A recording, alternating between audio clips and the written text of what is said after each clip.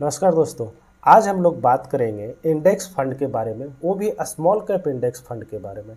Index fund generally यह होता है कि जैसे सेंसेक्स में 30 स्टॉक्स है, निफ्टी में 50 स्टॉक्स हैं और बहुत सारे जो इंडेक्स बनाए गए हैं उसमें जितना स्टॉक्स रखता है, म्यूचुअल फंड वाले क्या करते हैं, सेम स्टॉक सेम प्रोपोर्शन में उठा करके उसका म्यूचुअल फंड बना करके आपको देते हैं और आप उसमें इन्वेस्ट करते हैं। इसका फ़ायदा क्या होता है कि आपको जो रिटर्न मिलता है वह इंडेक्स फंड के बराबर मिलता है, लेकिन इसमें जो होता है आपका जो कमीशन आप जो देते हैं वह बहुत कम लगता है। बचत यहीं पर होती है।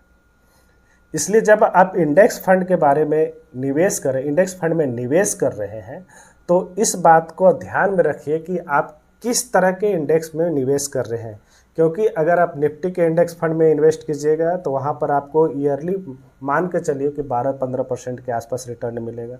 वहीं मिड कैप के स्टॉक्स में इन्वेस्ट कर रहे हैं तो आपको हो सकता है 15 से 20% के आसपास रिटर्न मिले। और जब आप स्मॉल कैप में इन्वेस्ट करते हैं तो वहाँ पर आशा रख सकते हैं आपको हायर रिटर्न 20% से ज़्यादा का आशा आप रख सकते हैं अगर आप लंबे समय के लिए इन्वेस्ट करते हैं। तो सबसे बड़ी बात ध्यान में रखने वाली यह बात होती है कि इंडेक्स फंड में जब आप इन्वेस्ट करते हैं, खास करके स्मॉल कैप इंडेक्स में, तो वहाँ पर जो होता है स्मॉल कैप का जो कैटेगरी बांटा गया है सेबी के द्वारा, तो उसमें 251 स्टॉक से ऊपर जितना भी स्टॉक्स होते हैं वह इंडेक्स फंड में आते हैं। तो म्यूचुअल फंड का जब स्मॉल कैप फंड खरीदते हैं, म्यूचुअल फंड में जब स्मॉल कैप फंड खरीदते हैं तो वहाँ देखते हैं कि कुछ लिमिटेड स्टॉक रहता है, 50, 100, 60, 120 इस तरह से रहता है। खास करके अगर कुछ फंड की बात की जाए तो वहाँ तक अभी 200 स्टॉक भी पहुँच चुके हैं। इस बात को ध्यान में रखने वाली बात है। हालांकि इंडेक्स फंड में जो होता है स्मॉल कैप इंडेक्स फंड में जो बनाया गया वहाँ 250 स्टॉक्स को लिया गया है। तो 250 के बाद के जितने भी स्टॉक्स हैं वह सभी small cap category, mid cap, small cap और माइक्रो कैप कैटेगरी में आते हैं। तो फंड मैनेजर यह कोशिश करते हैं कि ज़्यादा अल्फा बनाने के लिए इन सभी स्टॉक्स को उठाते हैं, लेकिन इंडेक्स फंड में ऐसा नहीं होता है। जो उसका बेंचमार्क है उसी के आधार पर पोर्टफोलियो बनाया जाता है फंड मैनेजर द्वारा, और इसमें जो होता है कमीशन आपको कम देना पड़ता है। यहाँ पर एक चीज़ ध्यान में रखने वाली बात एक और होती है कि इस तरह के फंड में आपको ट्रैकिंग एरर देखने को मिल सकता है। ट्रैकिंग एरर करने का मतलब जो होता है, इंडेक्स फंड जब आप खरीदते हैं उसके बाद मान लीजिए सेल करते हैं। जब सेल करते हैं तो उसमें होता क्या है कि फंड मैनेजर द्वारा कोई शेयर को सही पोर्शन में न बेच करके उसे अलग अलग प्रोपोर्शन में बेचा जाता है। इससे क्या होता है, मान लीजिए किसी शेयर में 1% से कम बेचा गया, 1% का उसका हिस्सेदारी है, उसमें ज़्यादा बेच दिया गया या कम बेच दिया गया, तो उसमें क्या होता है, मान लीजिए रिटर्न उस शेयर का अगर बढ़ जाए तो उस शेयर अगर ज़्यादा बढ़ जाता है तो आपको रिटर्न वहाँ पर ज़्यादा देखने को मिल सकता है। तो इस तरह से ट्रैकिंग एरर आता है। लेकिन ट्रैकिंग एरर यह कहने का मतलब 5 से 10% हो जाएगा, वैसी बात नहीं है। मुश्किल से 1% से 1.5%, 2% हार्डली होता है, उससे ज़्यादा नहीं होता है। समय समय पर इसको रिबैलेंस कर दिया जाता है बाद में। तो सिर्फ ट्रैकिंग एरर का डिफरेंस आता है इसमें, अन्यथा जो है आपका जो पोर्टफोलियो बनाया गया है, जो इंडेक्स फंड का पोर्टफोलियो है, सेम पोर्टफोलियो उसी को कॉपी करके दिया जाता है आपको। आज हम लोग जो बात करेंगे स्मॉल कैप इंडेक्स के बारे में बात करेंगे। उसमें से 2 म्यूचुअल फंड को सेलेक्ट किया गया है, Nippon India Nifty small cap 250 index fund और मोतीलाल ओसवाल का Nifty small cap 250 index fund. 2 को शामिल किया गया है। इन दोनों बहुत अच्छे हैं। आप इसमें से दोनों में से किसी एक में या दोनों में इन्वेस्ट कर सकते हैं। बहुत सारे क्वेश्चन आ रहा था एक बार कि अगर हम लोग स्मॉल कैप फंड में इन्वेस्ट करते हैं तो स्मॉल कैप का जो होता है, आज के डेट में देखा जाए तो Nippon India small cap fund, quant small cap fund, इस तरह के जो स्मॉल कैप फंड जो लगातार बहुत अच्छे प्रदर्शन कर रहे हैं और आगे भी करते रहेंगे इन फ्यूचर। लेकिन खास करके इनका क्या हुआ है, एनएवी इनका हाई हो गया है।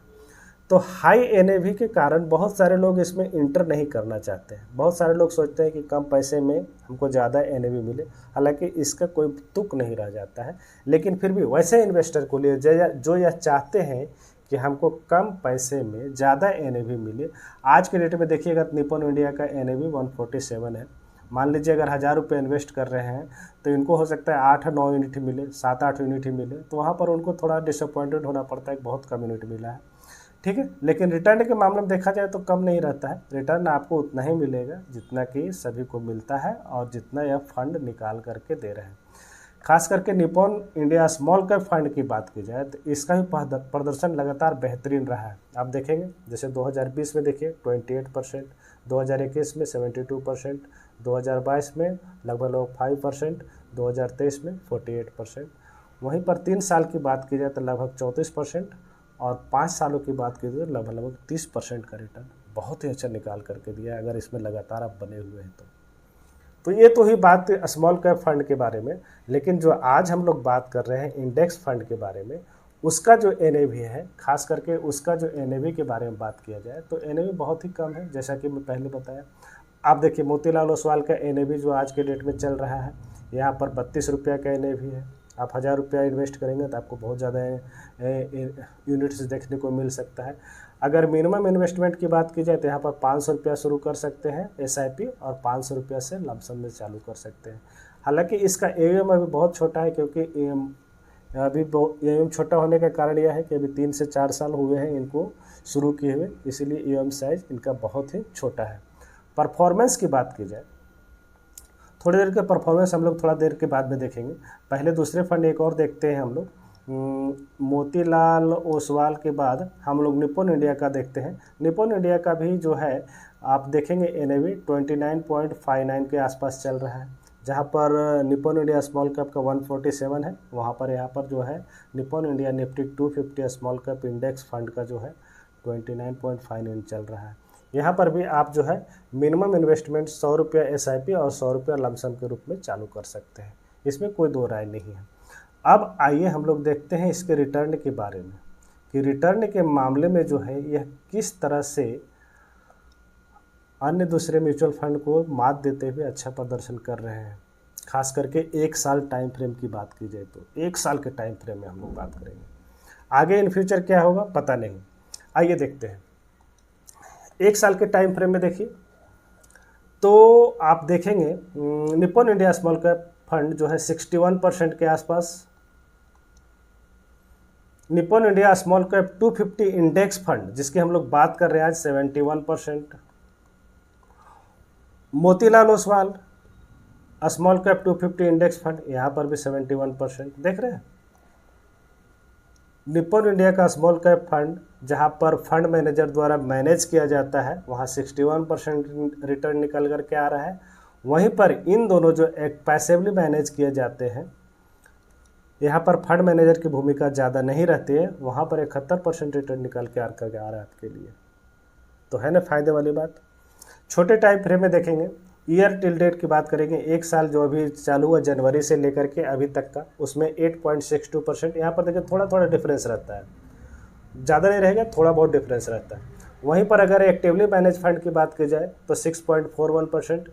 अगर वहीं 6 मंथ की बात की जाए तो 24% निकाल करके 24.57 Motilal Oswal, 24.27 Nippon India small cap 250 index fund.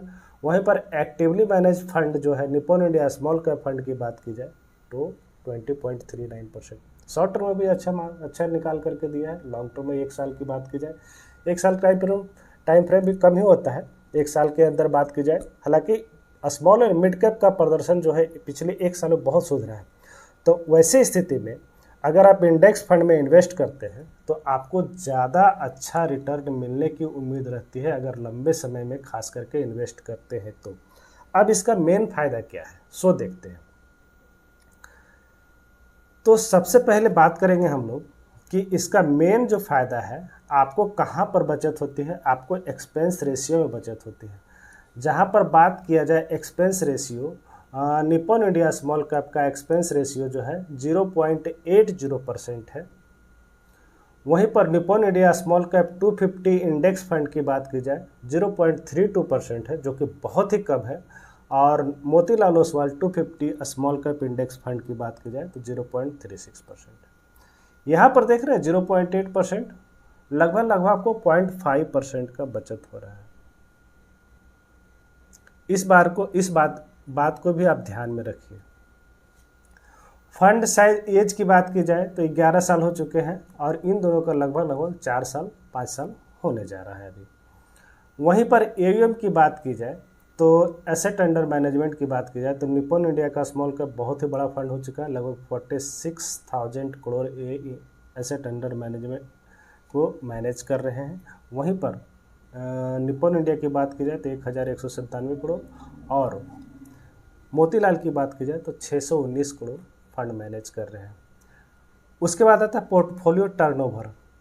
इसमें आप देखेंगे निप्पॉन इंडिया स्मॉल कैप में 202 स्टॉक्स है। वहीं पर A250 इंडेक्स की बात की जाए तो यहाँ पर 250 स्टॉक्स आपको देखने को मिलेंगे, यहाँ पर 250 है तो यहाँ पर 250 स्टॉक्स देखने को मिलेंगे। तो स्टॉक्स एक्टिवली मैनेज में भी कम नहीं है, 202 स्टॉक्स है, वहाँ पर मैनेज करना आसान नहीं होता होगा फंड मैनेजर के लिए। तो उससे अच्छा है कि जो आपका इंडेक्स है उसी को क्यों नहीं ले लिया जाए। यहाँ पर आपका पैसा भी बचेगा और रिटर्न भी देख रहे हैं आप 1 साल के 1.5 साल और 6 महीने के अंदर में आपका ज़्यादा बन कर निकाल करके दे रहा है, ये भी बेटर है आपके लिए। हाँ, लंबे समय में हो सकता है actively manage fund out perform कर दे, खास करके इंडिया रीजन की बात की जाए तो एक्टिवली मैनेज फंड आज भी यहाँ पर बेहतरीन प्रदर्शन कर रहे हैं, लेकिन कुछ एक मामले में सभी जगह आपको यह देखने को नहीं मिलेगा। इसलिए इस बात को ध्यान में रखिए कि आप किस तरह के फंड में इन्वेस्ट कर रहे हैं। खास करके कोशिश कीजिए कि अच्छे फंड में इन्वेस्ट कीजिए, क्वांट हो गया, निप्पॉन हो गया, केनरा हो गया, टाटा हो गया, यही 3-4 फंड में रहिए अगर एक्टिवली मैनेज फंड में जाना है तो, अन्यथा आप इंडेक्स फंड लीजिए, सबसे बेटर है। उसके बाद देखेंगे हम लोग यहाँ पर अल्फ़ा की बात करेंगे तो अल्फ़ा जो होता है आपको सिर्फ और सिर्फ एक्टिवली मैनेज फंड में ही देखने को मिलेगा, बाकी यहाँ पर आपको अल्फ़ा नहीं के बराबर आपको दिखेगा, क्योंकि यह जो है इंडेक्स को ही रिप्लिकेट कर रहा है ना, इसलिए आपको अल्फ़ा कहाँ से जनरेट करके देगा। अल्फ़ा जनरेट करने के लिए आपको एक्टिवली मैनेज फंड में जाना पड़ेगा। यहाँ पर तो अल्फ़ा मिलने का कोई सवाल ही नहीं उठता है, क्योंकि जितना इंडेक्स का रिटर्न होगा वही इसका 250 स्मॉल कैप इंडेक्स फंड का रिटर्न होगा, इसलिए अल्फ़ा का मामले में यहाँ पर भूल जाइए, कुछ नहीं अल्फ़ा मिलने वाला। हाँ, बीटा की बात की जाए तो यहाँ पर बीटा देखिए निप्पॉन इंडिया का बेहतर है स्मॉल कैप फंड की बात की जाए, बाकी इस दोनों का जो बीटा होगा इंडेक्स का वही इसका होगा। मीन की बात की जाए तो जितना मीन जो होता है स्मॉल कैप इंडेक्स फंड का होता है सेम वही आपको यहाँ पर देखने मिलेगा, और यहाँ पर स्मॉल कैप इंडेक्स का ज़्यादा है निप्पॉन इंडिया स्मॉल कैप का, यहाँ पर तो ज़्यादा रहेगा क्योंकि अल्फ़ा जनरेट करके दे रहा है, इसीलिए इस फंड का रिटर्न ज़्यादा होता है। तो कहने का मतलब यह हुआ अभी तक का कि अगर आप इन्वेस्टर हैं, नए इन्वेस्ट करना चाहते हैं SIP के जरिए, लमसम के जरिए किसी भी इक्विटी फंड में, खास करके स्मॉल कैप में अगर आप शुरुआत कर रहे हैं तो ज़्यादा रिस्की फंड न लेते हुए अगर इंडेक्स फंड में इन्वेस्ट करते हैं तो वह आपके लिए ज़्यादा बेहतर साबित हो सकता है। जैसा कि आपने देखा शॉर्ट टर्म और लॉन्ग टर्म दोनों टाइम फ्रेम में निप्पॉन इंडिया का स्मॉल कैप 250 इंडेक्स फंड और Motilal small Nifty small cap 250 index fund दोनों ही बेहतरीन फंड है। दोनों में आप इन्वेस्टमेंट शुरू कर सकते हैं SIP और लमसम के जरिए। कोशिश कीजिए क्योंकि यहाँ पर पैसा भी बचेगा और आपको इंडेक्स में जितना रिटर्न मिलेगा उसके बराबर आपको जरूर रिटर्न मिलेगा।